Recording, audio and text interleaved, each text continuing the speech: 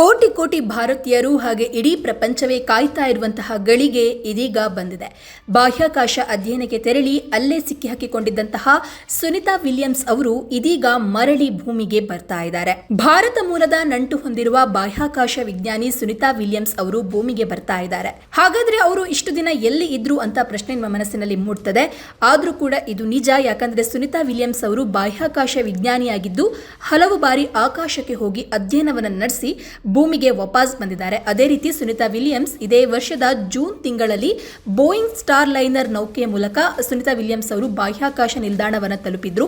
Sunita Williams ಅವರ ಜೊತೆಗೆ Butch Wilmore ಕೂಡ ಬಾಹ್ಯಾಕಾಶ ನಿಲ್ದಾಣವನ್ನು ತಲುಪಿದ್ರು. ಹೀಗೆ ಹೋದವರು ವಾಪಸ್ ಬರಬೇಕು ಅಂತ ಸಿದ್ಧತೆಯನ್ನು ನಡೆಸಿದ್ದಾಗಲೇ ಬಾಹ್ಯಾಕಾಶ ನೌಕೆಯಲ್ಲಿ ಹೀಲಿಯಂ ಸೋರಿಕೆ ಉಂಟಾಗಿತ್ತು.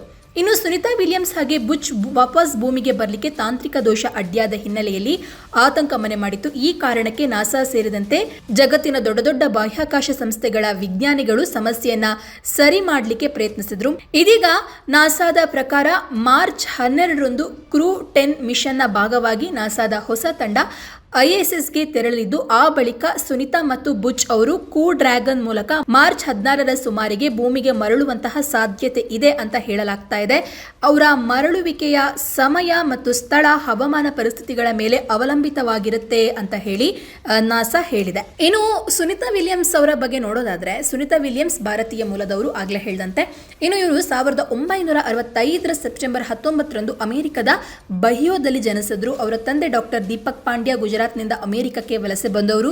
ಸುನಿತಾ 1998ರಲ್ಲಿ ನಾಸಾದಲ್ಲಿ ಗಗನಯಾತ್ರಿಯಾಗಿ ಆಯ್ಕೆಯಾದರು ಮತ್ತು ಈವರೆಗೆ ಹಲವು ಮಹತ್ವದ ಬಾಹ್ಯಾಕಾಶ ಮಿಷನ್ಗಳಲ್ಲಿ ಭಾಗವಹಿಸಿದ್ದಾರೆ. ಇನ್ನು 2006-7ರಲ್ಲಿ ತಮ್ಮ ಮೊದಲ ಮಿಷನ್ನಲ್ಲಿ ಅವರು 195 ದಿನಗಳ ಕಾಲ ಬಾಹ್ಯಾಕಾಶದಲ್ಲಿ ಕಳೆದು ದಾಖಲೆಯನ್ನು ಬರೆದಿದ್ರು. ಅಲ್ಲದೆ ಬಾಹ್ಯಾಕಾಶದಲ್ಲಿ ಮ್ಯಾರಥಾನ್ ಓಡಿದ ಮೊದಲ ವ್ಯಕ್ತಿ ಎಂಬ ಹೆಗ್ಗಳಿಕೆ ಕೂಡ ಇವರಿಗೆ ಇದೆ.